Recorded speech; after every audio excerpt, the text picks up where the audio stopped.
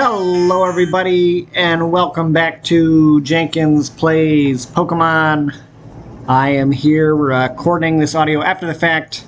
I had a little snafu with the audio that I was recording before, but you know, it is what it is. So I'm just going to fast forward through this stuff to kind of get everybody caught up, but we got the levels brought up to speed to our level limit, and we trained up. Trained pretty good. So we got Coconut is pretty much ready to take care of the gym.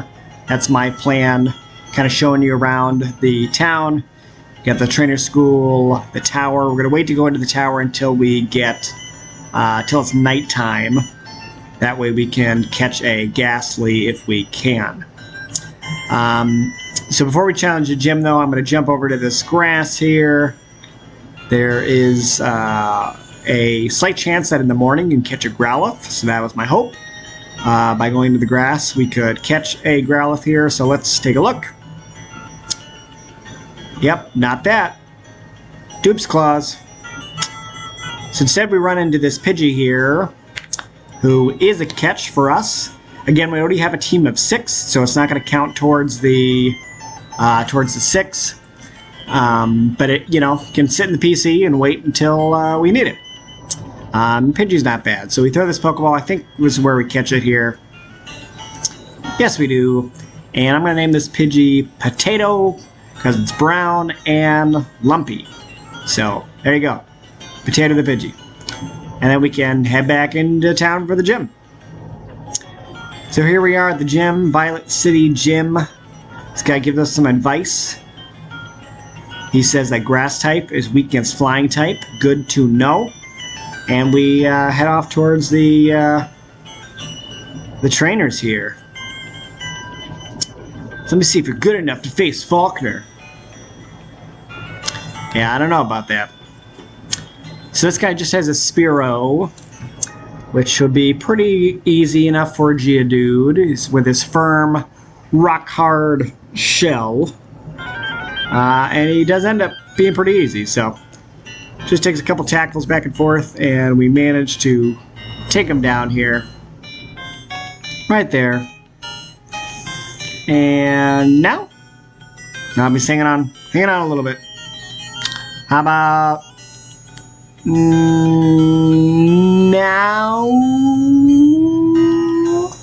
There we go.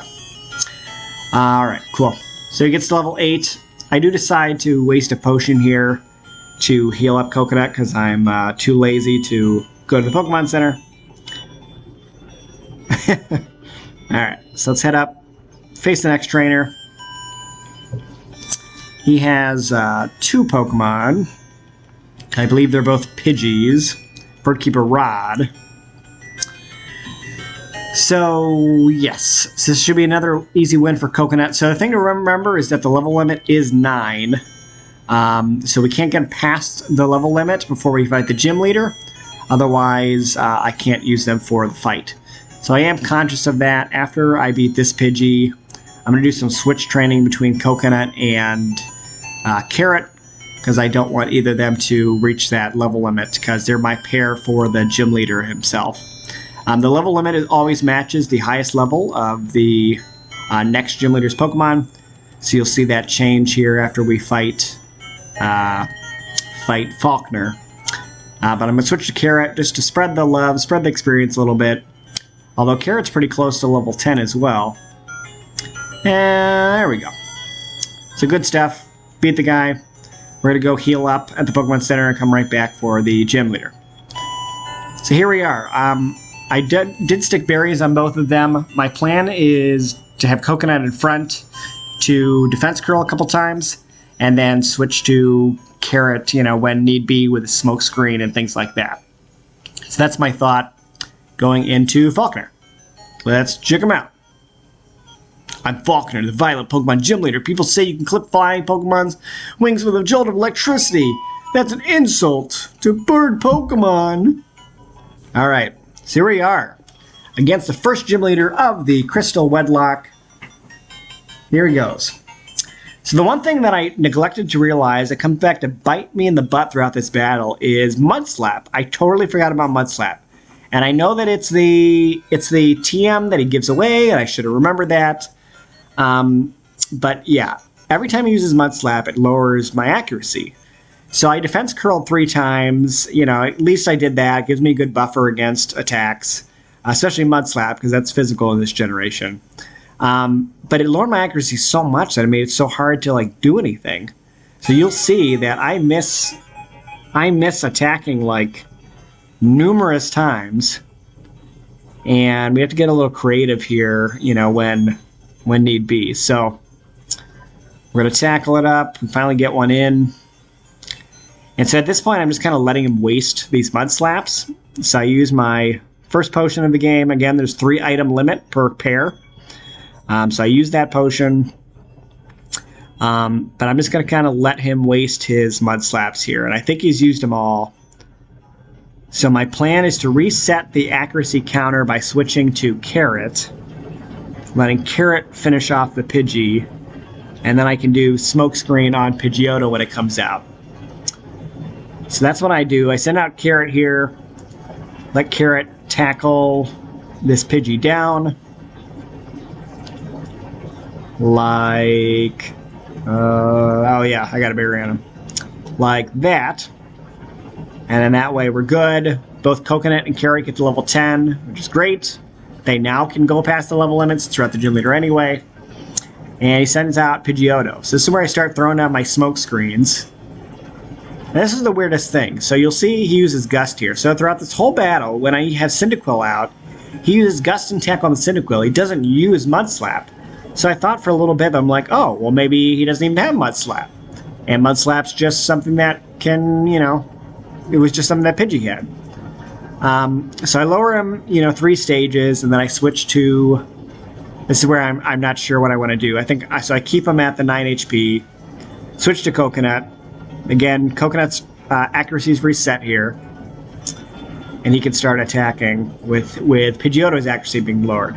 But see right here, he loses Mud Slap, and I'm like, I didn't think he even had it. Because wouldn't that have been super effective against Cyndaquil? It would have. I mean, I'm glad he didn't do it, but still. So we get stuck into the same cycle as we did with the Pidgey, where my accuracy is getting lowered.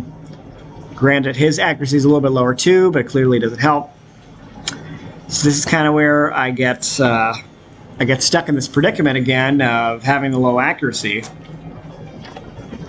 And, you know, not really know what to do. So my strategy is the same with the Pidgey. I'm just going to kind of let him waste the Mud Slaps. But at some point here when he's done, I'm going to have to risk it and switch to Cyndaquil to reset my accuracy and hope that he doesn't kill Cyndaquil. So that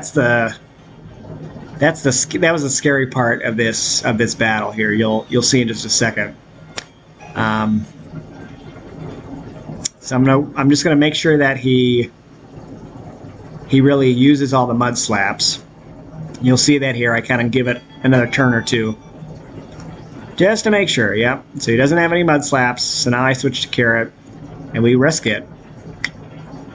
Right here.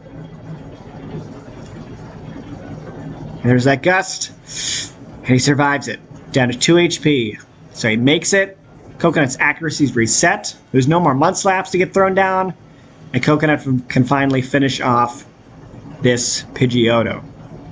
But it was a pretty scary battle, honestly. For the first gym leader, I was not mentally prepared for that one. But I'm excited that we did it. We beat Faulkner.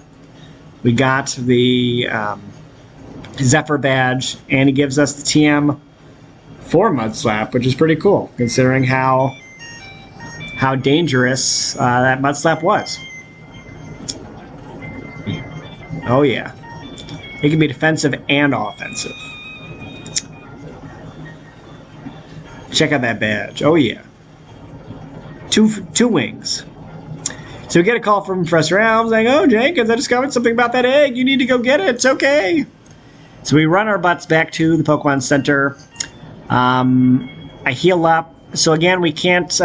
We're going to temporarily box a pair, just so we can grab the Togepi. Just in keeping with Wedlocke rules, we always keep pairs together. So we're going to deposit asparagus and strawberry just real quick so we pick up the egg. I was kind of debating on whether to hatch the egg right away or not. So you see I pick it up, I go to the PC. Yep, I'm the only person who can hatch it, you're right. And I was about to deposit the egg. But I'm like, you know what, I could just hatch this. It says it's close to hatching, so that's what I do. I run around the city for a little while, and boom, we got a cute little Togepi. There he is, came out of his egg. So it's a boy, and I decide to name it Turnip, because he's white and round, and a vegetable, because it's a boy. So we have Turnip the Togepi. He's going to go back into the PC. He's not going to love me very much, which is funny, because he evolves with love. And we're instead going to pick up our strawberry and asparagus again, because they're part of the original 6, and we need them. Awesome. So that's pretty much it. I'm gonna go pick up some berries between this episode and the next, because I think it's important to replenish those. And like I said, if it gets to be nighttime, I'd like to go to pick up a Ghastly in Sprout Tower. So that's it. Thanks for watching. Don't forget to leave a like, subscribe, and check us out. Peace.